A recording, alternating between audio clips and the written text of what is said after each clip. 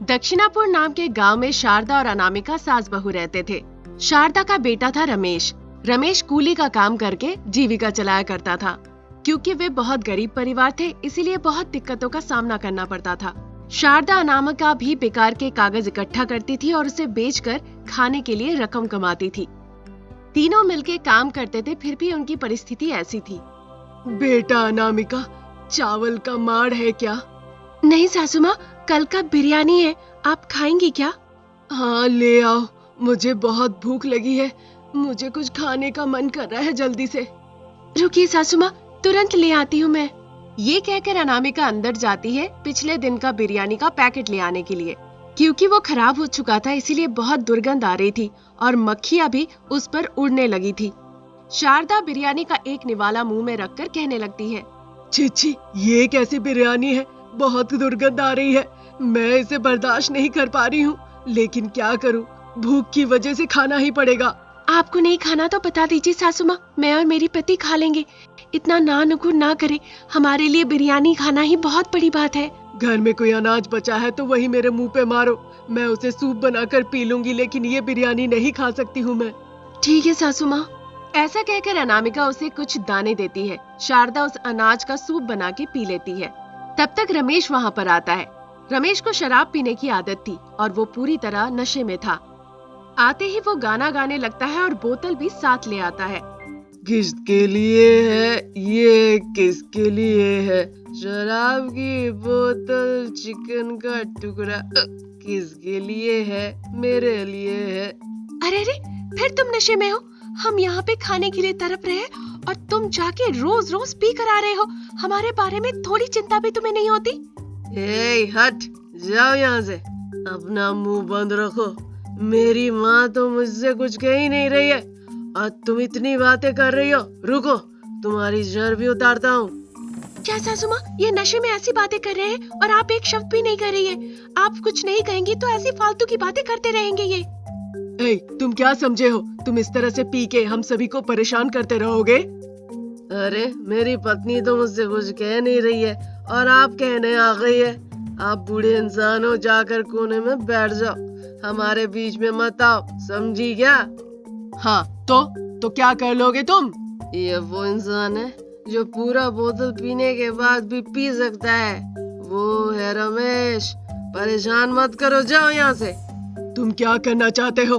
हम लोगों को ठीक से जीने नहीं दोगे? मैं और क्या करूँगा, एक बोतल और पीऊंगा और सो जाऊंगा बस। ऐसा कह के रमेश वहीं गिर जाता है और खराटे लेके सोने लगता है। रमेश के इस बर्ताव को देखकर शारदा और अनामिका बहुत दुखी होते हैं। कैसे भी करके वो चाहते थे रमेश में बदलाव लाना।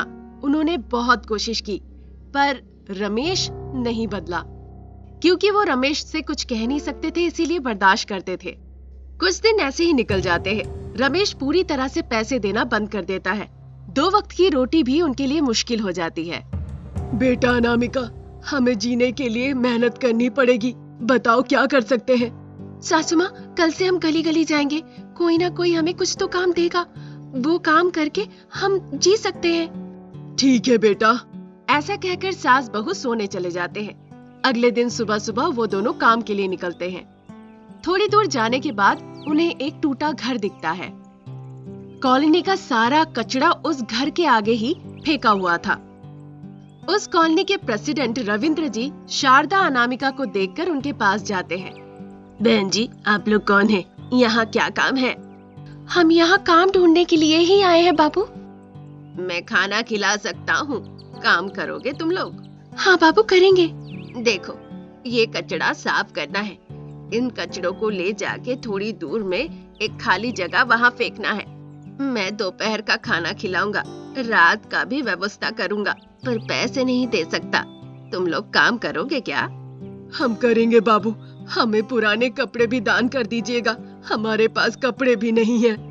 ठीक है, काम खत्म होने के बाद शाम को पुराने कपड़े दिलवाऊंगा, पहले काम तो शुरू करो। शारदा अनामिका उन कचड़ों को साफ करने में व्यस्त हो जाते हैं।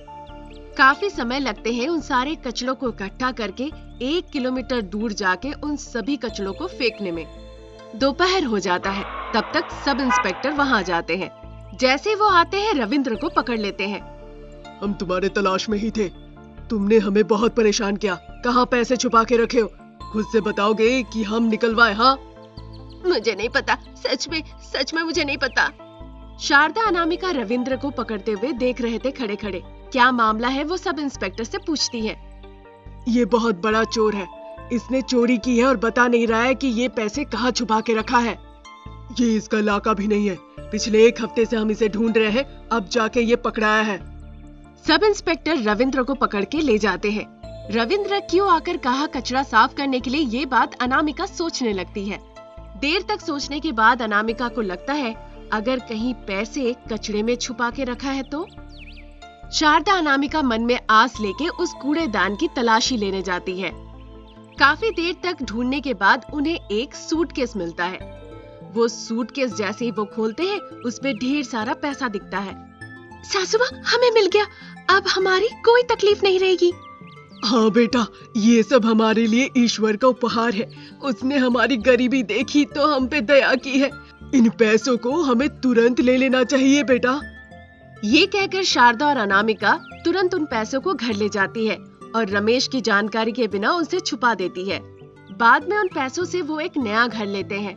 वो उन सारी चीजों को खरीदते हैं जो उनकी जरूरत की थी। इस तरह गरीब सास बहू अमीर सास बहू में बदल जाती है और खुशी खुशी जीवन व्यतीत करती है। एक गांव में रमेश नाम का एक व्यक्ति रहता था। रमेश को खाना बहुत पसंद था, इसीलिए उसकी माँ शारदा उसे हर बार डांटती रहती थी। रमेश जब छोटा था तभी उसके पिताजी का देहांत हो गया था। तब से शारदा ने बहुत लाड़ प्यार किया और रमेश कद्दू जैसा बन गया, ऐसा गांव वाले कहते हैं। तभी एक दिन रमेश कहता है, माँ, मैं बहुत थक गया हूँ। तुमसे बिरयानी बनाने को कहा था, अभी तक आपने नहीं बनाया। तुम बेवकूफ हो क्या? नाश्ता करने के समय कोई बिरयानी खाता है? तुम्हारी माँ इतनी करोड़पति नहीं है, याद रखना। जब मैं खाता हूँ तुम डांटते रहती हो। तो तुम मत ही खाओ, मुझे राहत मिलेगी। जब तक तुम नहीं जाती हो ये तुम्हारा घर है। तुम्हारे जाने के बाद ये मेरा घर हो जाएगा। तब मेरे मन में जो आएगा मैं खाऊंगा, जी भर के खाऊंगा, गला तक खाऊंगा। उसके बाद जाके मुझे जन्नत वाली खुशी मिलेगी। माँ, छी छी छी छी, तुम इतने बेशर्म हो। मैं तुमसे कितनी खराब खराब बातें कह रही हूँ, फिर भी तुम खाने की ही बात कर रहे हो। तुम्हें क्या थोड़ी भी शर्म नहीं है? तुम ना एक चट्टान जैसे बन गए हो।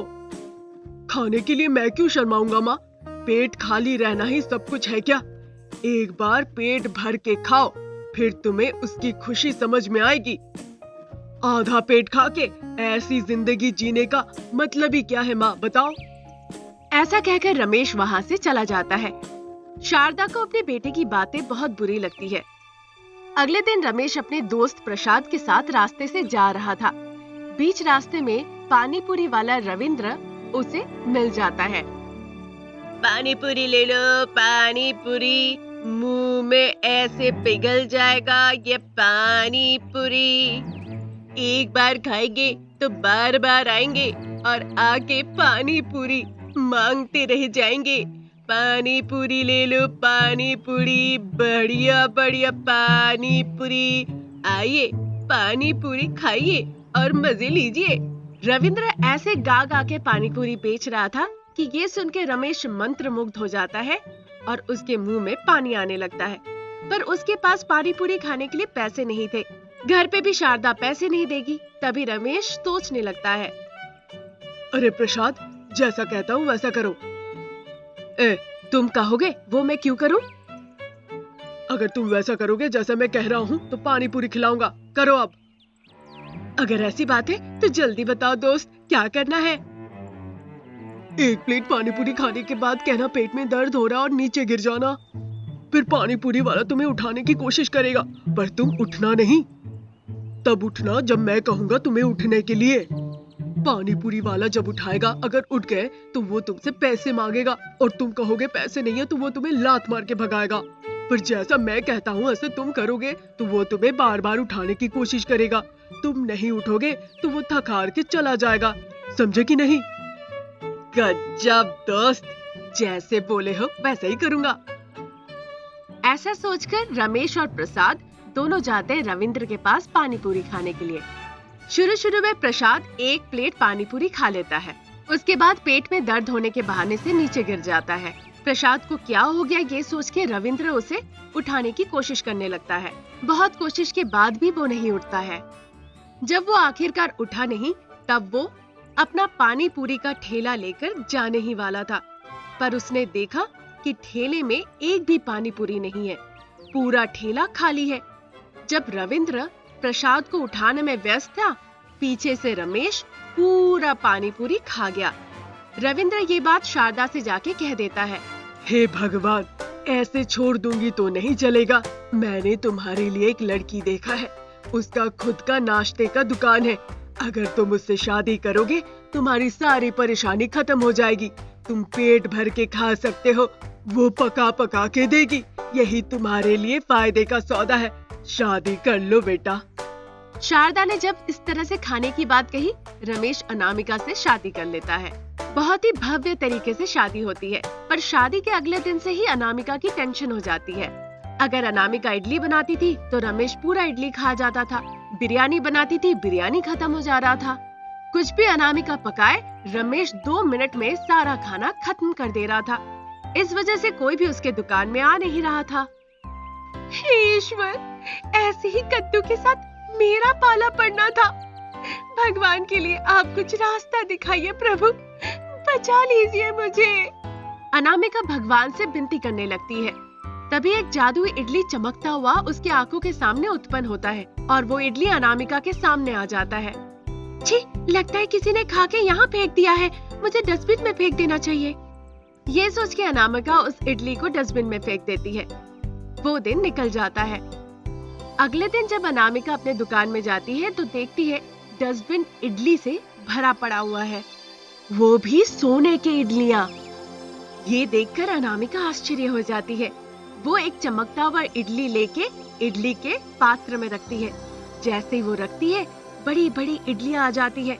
तब तक रमेश वहाँ आ जाता है। अरे, सुबह सुबह तुम आके यहाँ पे इडलियां भी बना ली अनामिका। देख के ही मेरे मुंह में पानी आ रहे हैं। अजय, आप ये इडली नहीं खा सकते। इन इडलियों को देखकर ही मुझे डर लग रहा है। तुम मुझे डराकर मेरे साथ नाटक कर रही हो क्या? देखो, मैं इन सारे इडलियों को कैसे खाता हूँ। ऐसा कहकर रमेश इडलियां खाने लगता है। काफी देर तक वो खाते ही रहता है उन सारी इडलियों को। फिर देखते ही देखते रमेश का पेट बड़ा हो जाता है। पेट का आकार इतना बड़ा हो जाता है कि वो चल भी नहीं पा रहा होता है। तभी वो अनामिका से मदद के लिए कहने लगता है। अनामिका, मैं चल भी नहीं पा रहा हूँ। अनामिका, बचा लो मुझे, मेरा वजन बहुत भारी हो गया है। आइंदा मैं कभी इतना खाना नहीं खाऊंगा। फिलहाल के लिए तो बचा लो। उस वक्त अनामिका उस जादुई इडली को ले जाकर रमेश के पेट के ऊपर रख देती है। फिर रमेश का बड़ा पेट छोटे आकार में बदल जाता है। अपने साधारण पेट के आकार को देखकर रमेश खुश हो जाता है। उस जादुई इडली के दिए हुए सोने की इडलियां बेचकर अनामिका बहुत पैसे कमाती है। फिर उन पैसों से शारदा, अनामिका, रमेश तीनों बहुत खुशी खुशी अपना जीवन बिताने लगे।